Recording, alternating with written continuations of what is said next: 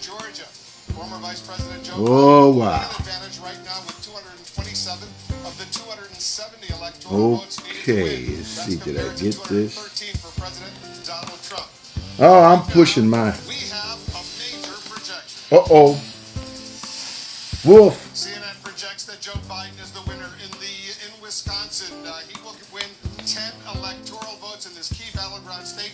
Joe Biden is the winner. Let me turn on my Let's take a look at the blood pressure electoral machine. map right now. Hello, everybody. Biden has now gone up to 200. Oh my goodness, I had to turn up my blood pressure machine and take my blood pressure here. I while I'm doing it, make sure you hit that like button. Make sure you hit the share button. Comment, hi, how you doing? Thank you so much for being here. Thank you for being with me today on this day of days. Yeah, I got a little news junkie. Here it goes. No, I'm not going to tell you what's on this thing. Nope. Nope. It's within regulations, or you would see a look on my face that you would not believe. I am Ed Montgomery. They call me Dr. Ed. Thank you so much. I get the opportunity of being the founder and director of Abundant Life Cathedral and Abundant Life Center for Dynamic Living. And I've been doing this for over 40 years. That's right. I just noticed that just within this last month, interesting what coronavirus does, you forget sometimes all the things you've been celebrating, but over 40 years, I've entered the 40th year. Our ALC has entered its 40th year. We're just beginning to start, or at least come up on it, that we have been in existence. So we know what we're doing. And I have been studying in ancient texts, call it ancient texts, God's word. I read all kinds of things. I not only read the Bible, read the newspaper, I read quantum physics, I read medical books, I read especially history. I'm a history buff, archaeology buff. I love these kind of things because it helps me to understand humanity and human beings. And it gives me the opportunity of how I understand you and how we understand each other. Thank you. Thank you. Especially for two things. First of all, for allowing me to come into your living rooms or in your pocket, in your phone, just for these few minutes, because we're not going to be long. And also thank you for your contributions, your donations, for typing your name in, for letting me know if this is your first time, if you're new, telling me, because it makes a huge difference. I had to cut election off and I had to check my blood pressure because, whew, I know some of you say, I don't even want to get involved in all that election, but I can't help it. Every time I said I'm not going to be bothered with it, I'm going to keep myself focused, I wind up doing it anyway. This is our Wednesday night. This is our master key class.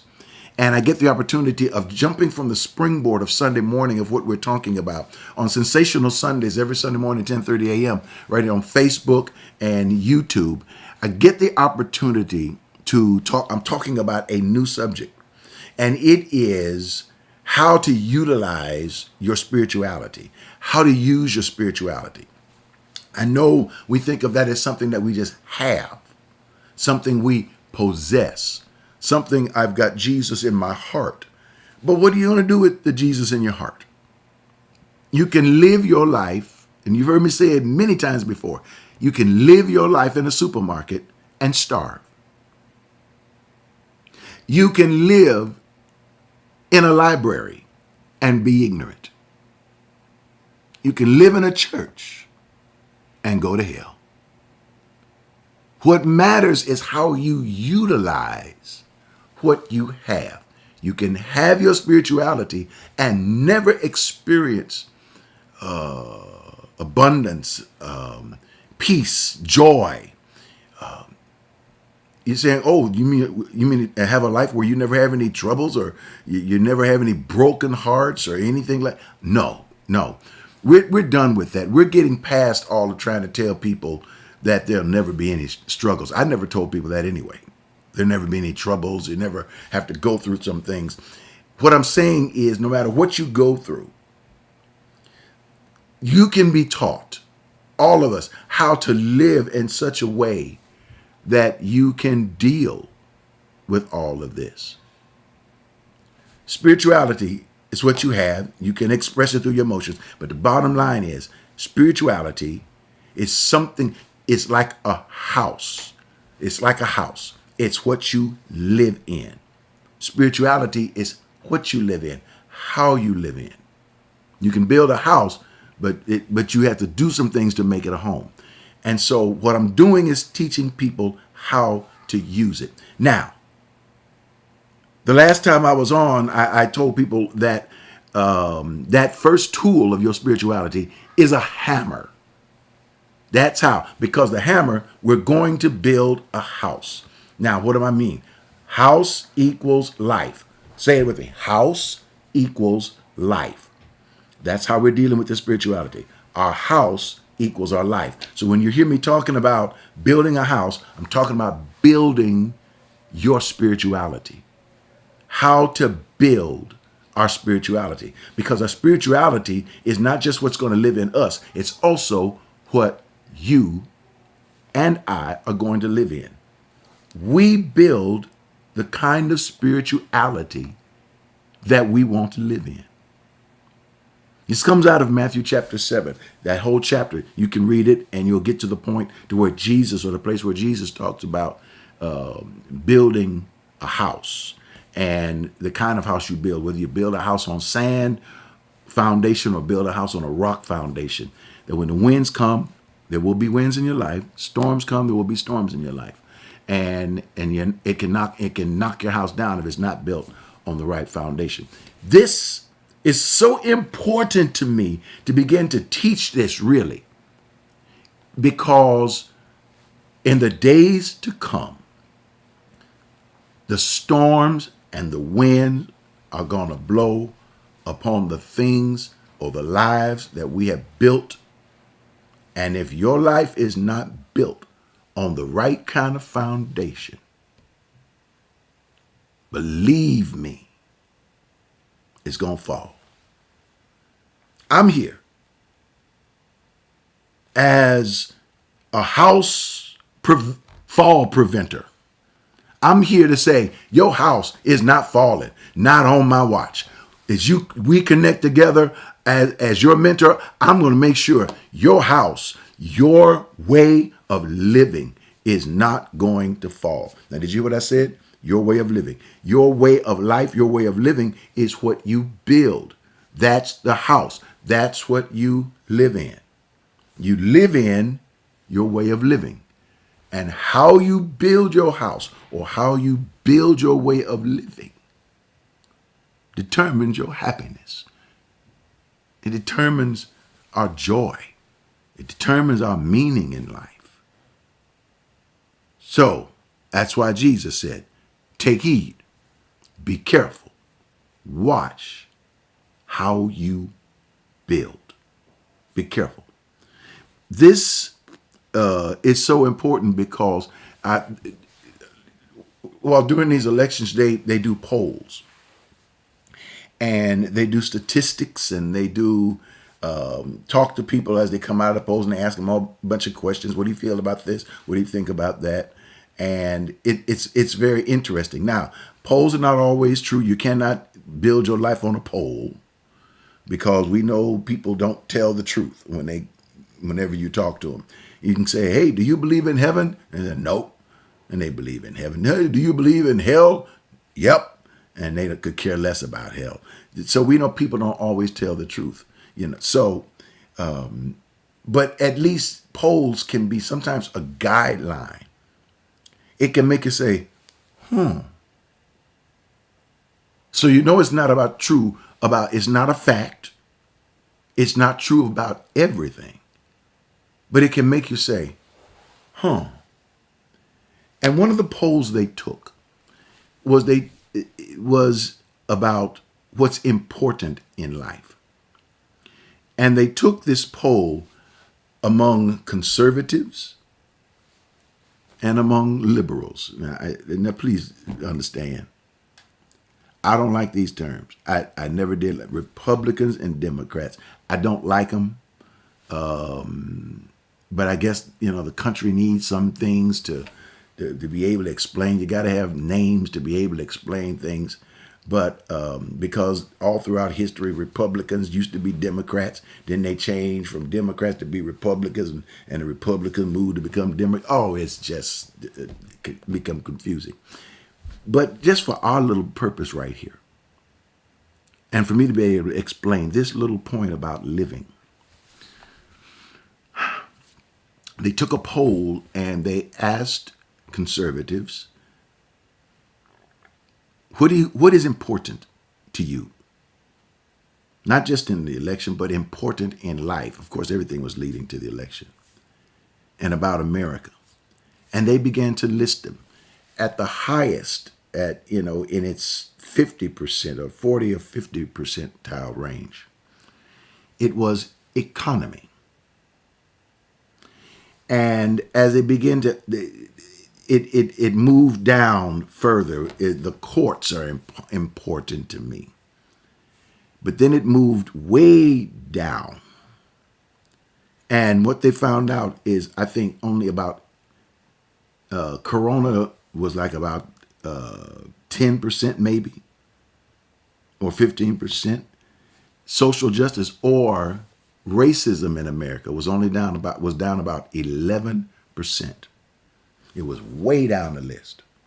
Then they took the poll among what they call the liberals or the Democrats. Of course, it's going to be more ethnic people. Right at the top of the list was systemic racism. How we treat people. Number two was going to be how about the virus. And it's interesting because if the virus is killing 1 out of 5 people is African American or Latino, of course the virus is going to be important. But here's when I heard this, I asked myself the question: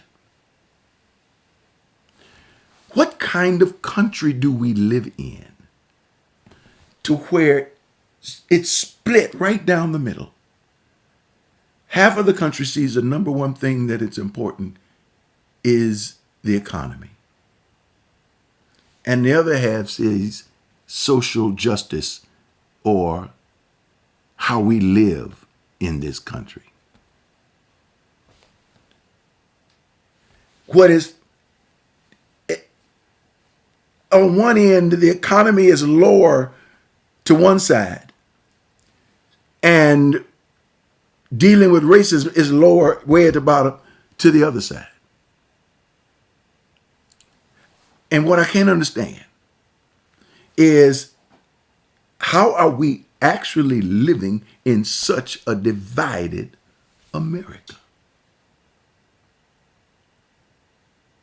Lord knows I want to see America be able to come together as much as possible. How are we living in such a divided America? When you look at presidents of the past and how they act and how they try to carry themselves, and they try not to be offensive or to be diplomatic. They try to do all those kind of things. But to see a president that can be just as open and blatant, and what they call it is successful, can sometimes be obnoxious, but what they call it is he's speaking the truth. And then I've heard it said over and over again, well, he talks like me. He's saying what I want to say, but I can't say. And it hurts sometimes to realize we are in a country when the value of people that we know like us are down at the bottom of their list. When we thought that this was now a different country. I didn't understand it. And it makes you. But we can build the house. And we can build this house better. I've always said, all the time, always said it, that, I tell Democrats, Republicans, I say Republicans, they got religion. They got church folk over there that will stick with their president no matter what. And I tell Democrats, I said, y'all need a good dose of religion, a good dunk in some spiritual water, so you can understand what that spirituality means to people on what you would call the other side. You wonder how they can follow someone like that. They're not looking at how abrasive that person is. What they're looking at is their spiritual future. Will their churches continue to exist? And can this man help us? Whole lot of things you can say racism, you can say capitalism, you can come up with a lot of things. But there are reasons people feel this way. But there's nothing you can do. You can't turn people's feelings on and off. You can't make them feel the way you want to feel. But I know what you can do. You can begin to gather together like we are doing right now and begin to talk about things and talk about how we're going to build our own house. Tell me, how do you want to build your house? Do you want joy? Even when there's a sorrow? Do you want to be happy even though sometimes you cry? Are you saying, I'm tired of always feeling defeated by everything? Are you ready to, instead of feeling defeated, begin to feel the vibrancy of victory?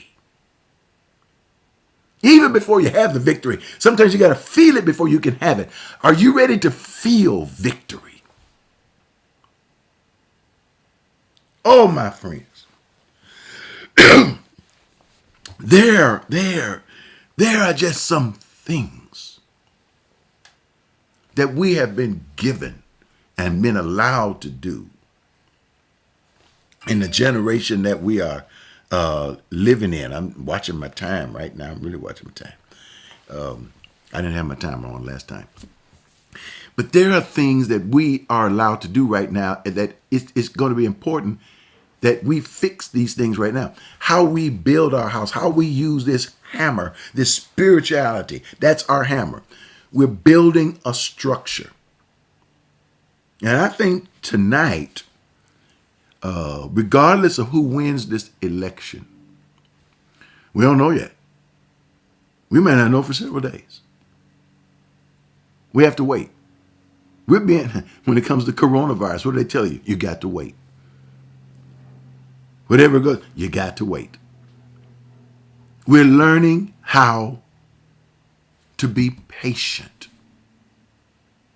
How to realize that the world can keep turning even though we're not, moving so fast.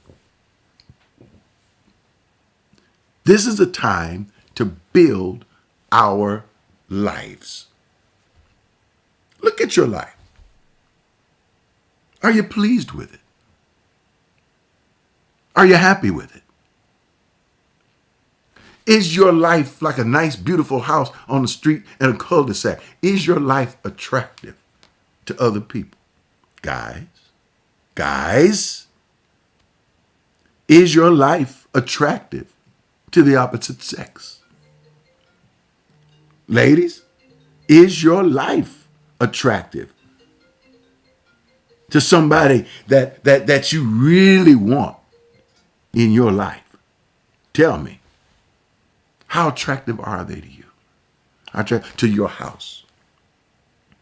Do they pass your house and they see, oh my goodness, it looks like a shack that's been condemned? Or do they pass your house and say, you know what? I want to go to that. I want to knock on that door. I want to ring that doorbell. How many of you are doorbell ringer people want to ring your doorbell?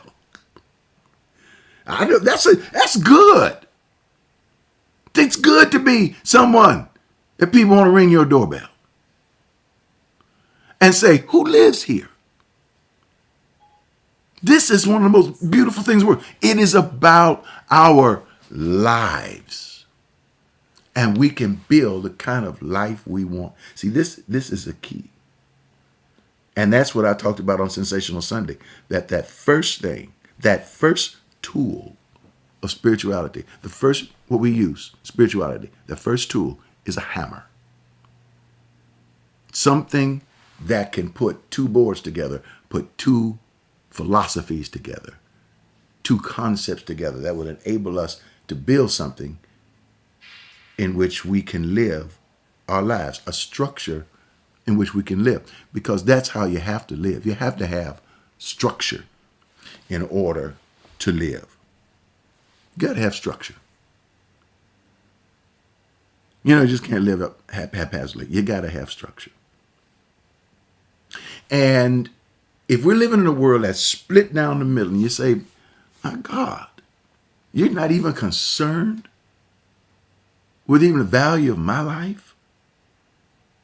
That means you're not going to be concerned with the value of my children or my grandchildren. Maybe you only care about your children, your grandchildren. So that means we got to come back in and build the kind of lives that we know to build. I'm sitting here. I'm sitting here right now. So much life is going on around me. I know one thing. I'm gonna pray for you, too, just before we leave. Take the moment and check your life and say, is my life as attractive as I want it to be? Because I'm gonna teach you how to build an attractive life. Don't you leave on what we do on Wednesday night. Now, yes, what you give into, you get so much out of. And we are constantly creating new things and new ways of coming to you week after week. Take a moment, go to myalc.org, myalc.org, and or use your app that you have, or you can text $5, the number 5, 10, the number 10, 20, the number 20. Text those numbers to 713-742-2035. That's 713-742-2035. And hey, you become a part of my team. You become a part of my crew. We make the connection. I know who you are. See, with the way we do it now, I know exactly who you are. And so also, while you're watching this, before you go, hit that like button. Matter of fact, hit it now before don't leave out here before you hit it. Before I do this meditation, hit the like button. And of course, you can always, if you're watching by YouTube, crash that subscribe button right now. And you can also make sure, if you're on Instagram, go to Instagram, hit me up at Ed Montgomery 1. Ed Montgomery, numeral 1. That's the number 1. And you'll be able to catch it on Instagram, all those kind of things. Oh, look, my time's almost up. Listen, take this moment. Come on, take a deep breath. Here we go. Breathe in again. Let it go. Just take another deep breath in. Not so deep, just a normal breath in. Count to 4 as you inhale. 1, 2, 3, 4. Hold it for about 3 seconds. 1, 2, 3. Now let's go ahead and let it out. 1, 2, 3, 4. Try it again. 1, 2, 3, 4. Hold it. 1, 2, 3. Now just release it. 1, 2, 3, 4. Try this at least 5 or 10 times when you get alone, when you're by yourself in the mornings. Do that in the morning. What it will do, it's a quick, and while you're counting, you close your eyes and imagine those numbers, the number 1, number 2, number 3, number 4, and hold it. Just imagine the numbers as you're counting your breath. Think of your breath, see your breath, feel it as if it's a nice coolness coming in and flowing out. As you breathe, Jesus, the scripture says, and Jesus breathed upon them the breath of life. Man became a living, or God breathed into the breath of life. Man became a living soul. Jesus breathed upon them, his disciples, the Holy Spirit. It is that breath that makes a huge difference. Now let it out. Open your eyes. Thank you so much for being a part. Thank you for being one of my friends and my partners. When am I getting ready to go back to dueling? You know what I'm going to do, right? I know I shouldn't. I just took my breath. And it's another timeless. But I'm going to go back to listening to my news. I'm going to see what they're going to say about, well, maybe I better put my blood pressure machine on. God bless you. Love ya. You got all you need. I am prosperous. I am healed. I am sound of mind. Live long. Live strong. I'll see you next time. Bye-bye.